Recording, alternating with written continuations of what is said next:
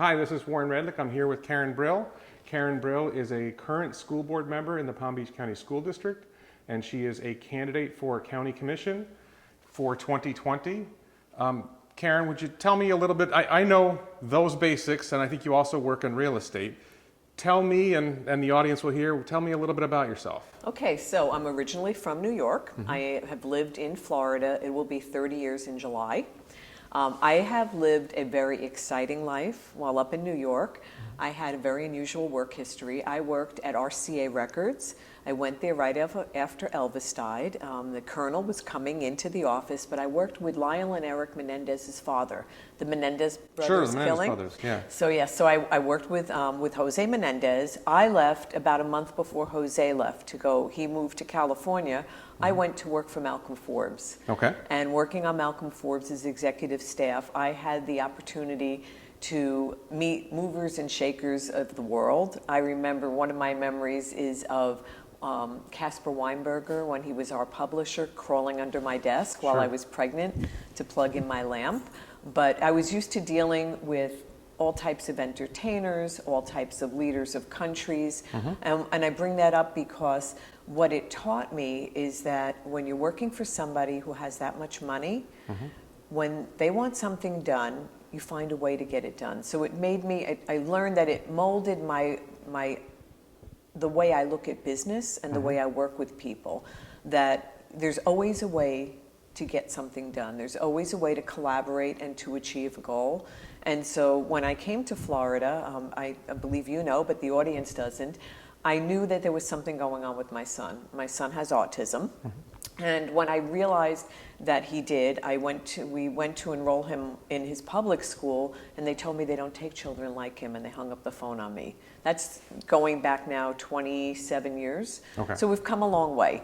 But what that did, because I came from the background at Forbes, I did not understand that you go through different levels. I went right to the top. I went to the superintendent. I went to the commissioner of education. I ultimately went to the governor to get services. I'm happy to say that my son is high functioning now. He works 2 jobs. He drives.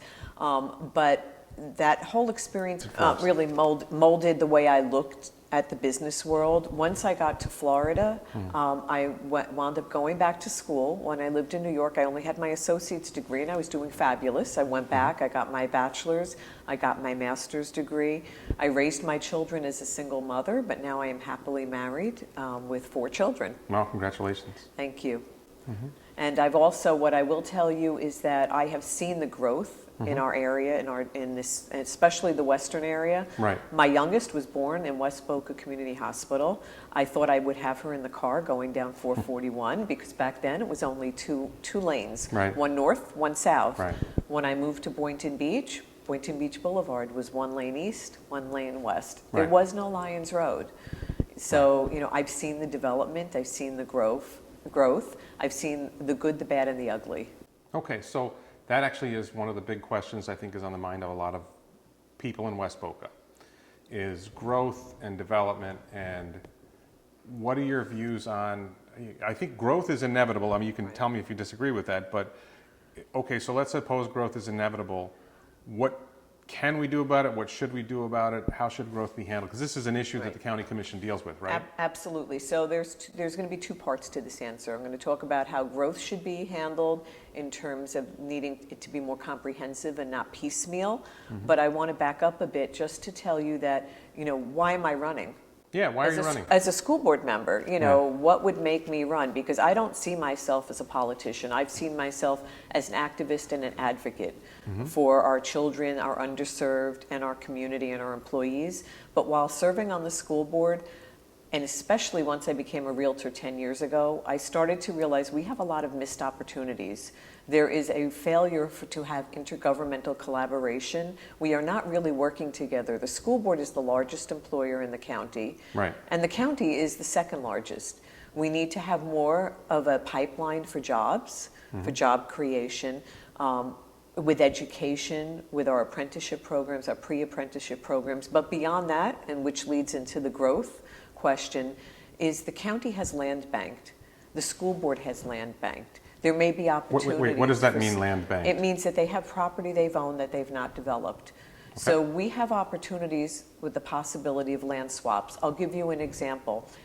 In the western Boynton area, we are moving South Tech, which is a conversion charter school, a vocational school. We're taking them from the property they're leasing from the school board and moving them into Odyssey Middle School's old space. Okay. Now, the school board is going to Just be clear, Odyssey Middle closed a few years ago? It closed a few years ago, and when we closed it, we already knew that that was going to be the transition that we were going to make.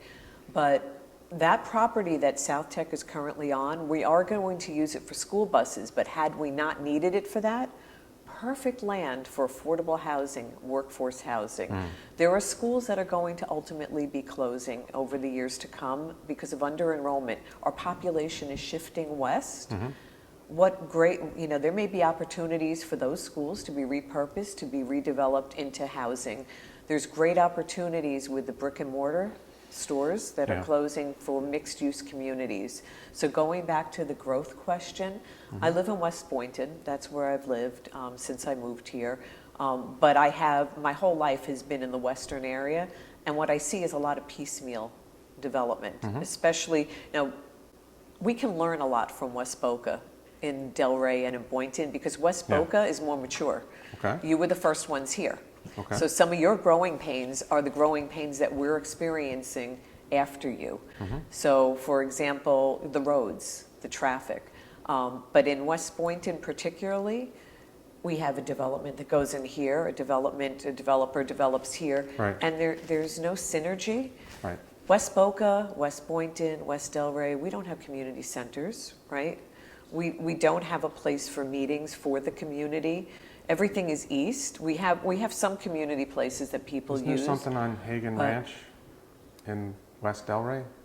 Hagen Ranch in West Delray, you don't know. Hagen Ranch ends at Atlantic, but we have some. No, I mean, isn't there a centers. community center a little north of Atlantic on Hagen Ranch Road? Maybe I'm wrong. No, there isn't, because I live off Hagen. Okay. There is a library there. Okay, there's a library, right. But there is a proposed, Cobra has been working on a library and a center, but we really don't have the amenities that they have in the east. Aside from that, because I don't want a lot of development, we also need to look at how the pieces fit together. Our community where I live right now, it's a lot of 55 plus communities and young communities. My community is a younger community. It's an all age community. They celebrated getting a car wash, getting a Sprouts, getting a Wawa. So we do but we have to have thoughtful development. So I believe in preserving the agricultural reserve, but do I have a line in the sand over a never, never, ever development? You can't have a line in the sand. Well, but the way that a county government typically deals with that, or any government deals with that, any local government, is through zoning. Right. So we have zoning laws. Right. We have the ag reserve as a whole That's separate right. issue. But is there something you would change about the way the zoning laws work in Palm Beach County? I wouldn't be changing the zoning laws. I also support what the voters voted for in terms of the ag reserve with the 60-40. I mean, that's what the voters wanted. That's what our constituents wanted. I don't know that we need to change, I would have to look at particular projects and what the need would be to change the zoning Well, in an area. there's two different things. We have a zoning scheme, Right. and then we have a particular lot and somebody wants to do something that doesn't Right. fit with the existing scheme. Well, So I'll ask you, let me turn to that, because Sure. I guess I would say it differently. And it's a question, I told you I talked to Maria Sachs before, so I'm going to ask you a similar question, what I asked her. Are there any projects or developments that have been built or are being built in the last, say, 5-10 years that you think shouldn't have been built?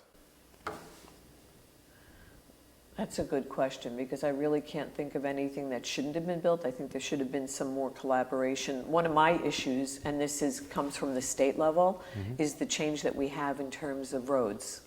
For example, now a builder can put in a community and do things and not have the roads, the infrastructure to support it. Right. So at Atlantic and Hagen Ranch Road, we recently had a development called Terra Nova, which was very contentious. Atlantic and Hagen It's Ranch. Atlantic and Hagen. It was originally zoned commercial.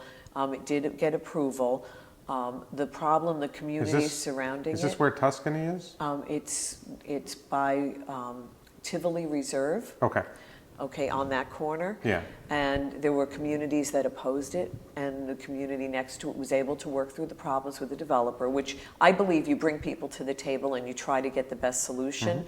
The issue is that no matter what they would have done, and it's a better proposal than what was originally there, originally would have been all commercial. Right. But we still have a state road, Atlantic, that is not going to be able to accommodate the traffic and built till 2026. Right. So, that causes a lot of problems. The growth has been tremendous. I attended the West Boca Community Council, which I've been going to for the last year and a half. I just to let you know, I am a COBRA delegate. I have been involved. I'm fortunate So what's COBRA? COBRA is the Coalition of West Boynton Residential Associations. Okay. Little It history. might be similar to the West Boca Community Council. So little similarity, but here's the history.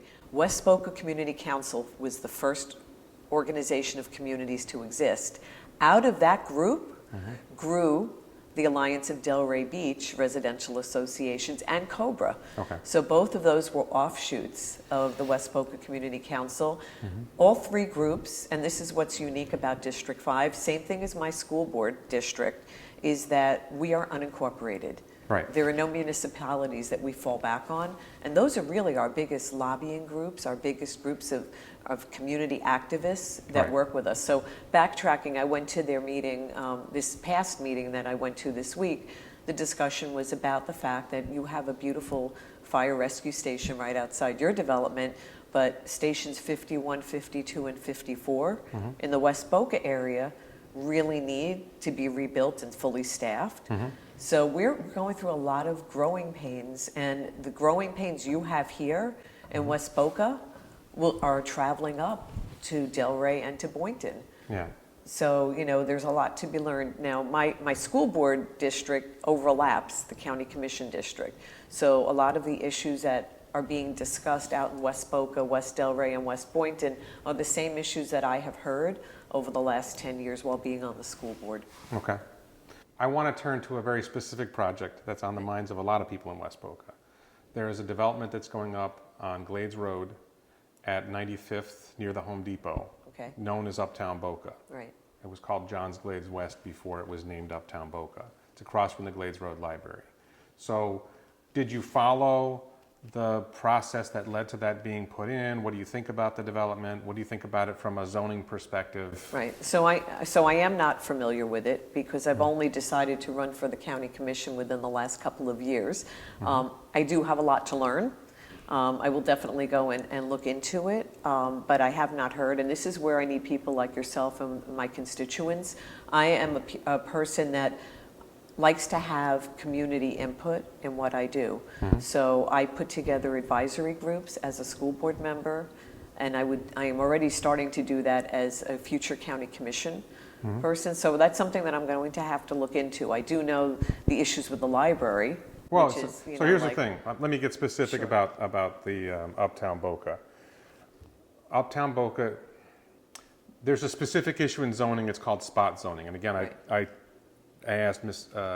Sachs about this in our interview. One principle about zoning is here's the plan. Right. If you're on Glades Road, this is what you can do. Right. If your project fits within these guidelines, you can do it. If it doesn't, you can't. Okay? And maybe there's little exceptions here or there, but this is the plan and this is what you can do. Uptown Boca is an extremely intense development. There's basically no area for water to be absorbed by the ground, which is an important thing for stormwater considerations. It is a huge amount of parking. It is, 500 apartments and then all this commercial space. It's going to generate a lot of traffic. Right. Some of us in West Boca think there's already a lot of traffic on Glades Road. Personally, for me, so the other side of it is there's going to be a new movie theater. Right. There's going to be a Chick-fil-A. Everyone loves Chick-fil-A. There's all these restaurants that are going in. So some people are excited about what they can do. And me personally, I don't really drive on Glades Road a lot. I can go on Palmetto or Yamato to go around it. It's already bad. Right. So my exposure to bad traffic on Glades Road is kind of limited, but the traffic studies indicated that this is going to be very bad for the intersection of Glades and Lyons. So one side of it is a much more intensive use than anything around it. Right. Okay, it's comparable in a sense to the West Windsor Shadowwood Plazas, but on top of all the commercial, it adds 500 apartments, ballpark Right. 500 apartments. And there's, no opportunity for, like I said, no stormwater runoff, whatever. So the problem that I see with it, or I should say the concept that's wrong with what's happened is it's called spot zoning. Right. Instead of saying, here's the scheme, here's what you can do, the developer comes in, approaches the county Right. commission and says, we want to do something that doesn't fit at all within the scheme. Right. So let us do it.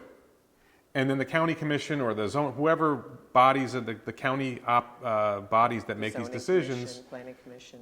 they end up giving, whatever negotiations go back and forth, somebody ends up getting something that somebody else wouldn't have been able to do somewhere else. Right.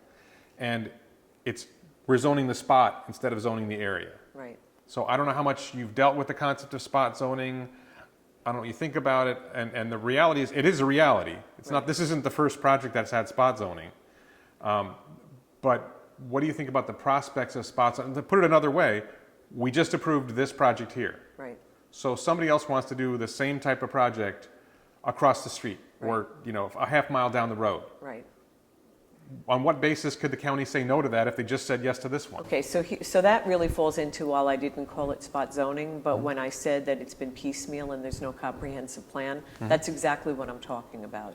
There are two projects that are being proposed up in the Boynton area that haven't come before the county commission. Same type of situation, same scenario with density, where they're going to be competing. There's nothing where pieces fit together. You can't have two highly dense communities or developments opposite each other without the infrastructure. I am concerned about what you're saying about the water. Now, Uptown Boca has been approved, correct? Right, it's being built. So it has been approved. I'm wondering where your advocates in the community were at the time when that came forward, and where your county commissioner was at the time. In the whole process. I'm biased on this. Right. Okay, I have my own. I'm a Sure. I'm a Mr. West Boca Right. News. I'm a big advocate for West Boca. I don't like the fact that our county government is so far from us. Right.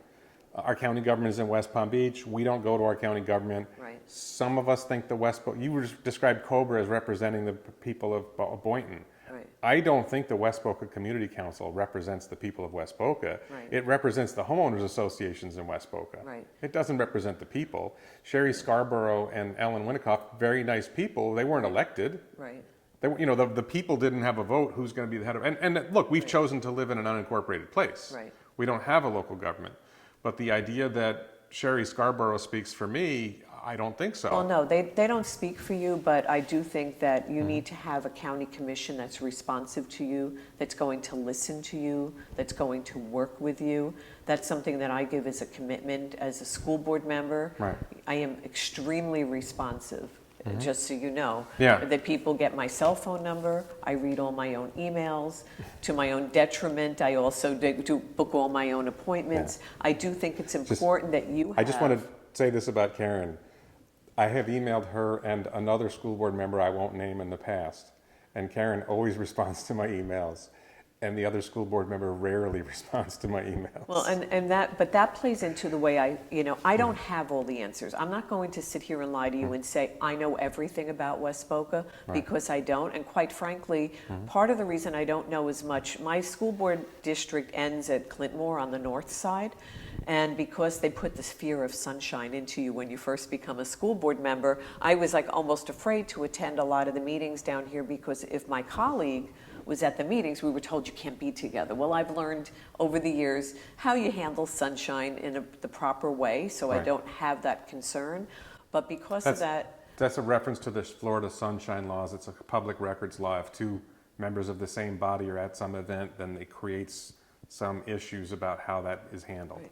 So because of that, am I the expert on the West Boca issues?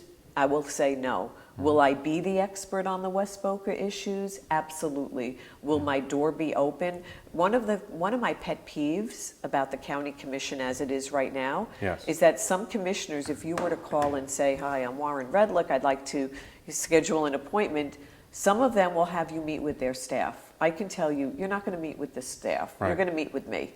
I take full accountability. So going back to that project, no, do I believe that just because something's been done before, it means that it's going to be done in the future? That you've approved this, and so now you have to approve that. No, you have to look at the full impact on the community. And until we make sure that we can have safe roads to travel, which we do not, I have experienced myself personally the hands-off approach of the county commission. We have a traffic light by my community. This is at Hagen. I live at Hagen Road in Woolbright. It's Greystone. Okay.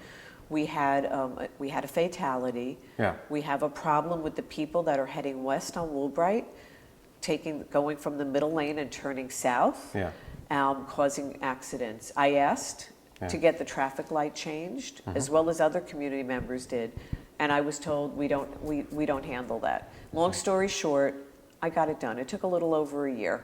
I worked with other people in some of the neighboring communities. As a school board member, I didn't want my face to the matter, but everybody knows that I worked on it with them. Right. And we got the traffic light changed. We got the change in the signals. We've got the delay. It took us a year, a little more than a year. People from Cobra. Let me pause you on that. Okay. Because everybody knows, and I did this with Maria. What do you think about roundabouts? My husband's British, so if you go to England, all you see are roundabouts everywhere. They're very dangerous. They're dangerous. I find them to be very dangerous, personally. Okay. We have a roundabout in my community. I don't know that roundabouts really work. There are a lot of them. Okay. I don't think people understand the laws with regard to roundabouts. I've not really studied what impact they have on our communities. What I have looked at are the rules for traffic lights. Where you're told, oh, we don't have the count, or that there's one traffic light too close to the other. There are times when when you know that something's wrong and you have to change it. Okay. And you have to be able to think out of the box. I don't know if they're proposing more roundabouts here. I don't think so. But I personally, I'm sorry, you're I proposed them. So let me. I just want to cover a couple other things, or one other thing in particular, which is, you've been on the school board for 10 years. 10 years now. How's the experience been? It's been great. First of all, what it's taught me is that the school board structure is very similar to the county. That's one of the reasons also that I see a bigger picture and things I want to accomplish at the county, but we are 7 people. County commission is 7. We are budget and policy. I've learned how to work through and get things done. I feel like I've really done what I need to do. I don't believe that someone should be on any board forever. Just so you know, when we met initially, I told you 2 terms. Yeah. I wound up going into my 3rd term. Right. Because in the first 8 years I was on the school board, we had 5 superintendents. Right. So I felt that it was necessary for stability, but I'm local. I'm local. I work with the local area. There's a big difference between working locally on a 7-person board, where you're visible, you're accountable. I've learned so much about what the community's needs and growing pains are and what we need. One of the issues that, as a realtor, that I've seen, which isn't a sexy issue, and I've stayed away from it because of my son, but when I started meeting with people in the communities as a commissioner candidate, we have a lack of disability and senior services in our district, in our area. So I've added that now to one of my priorities, because I stayed away from it because I was the disability board member and I didn't. Right. Well, you ran, as my understanding is, you ran for school board because you wanted to make things better for children with special needs. Right, as well as others. So I guess one of my questions for you would be, we just had an incident at Omni Middle School, which is arguably West Boca.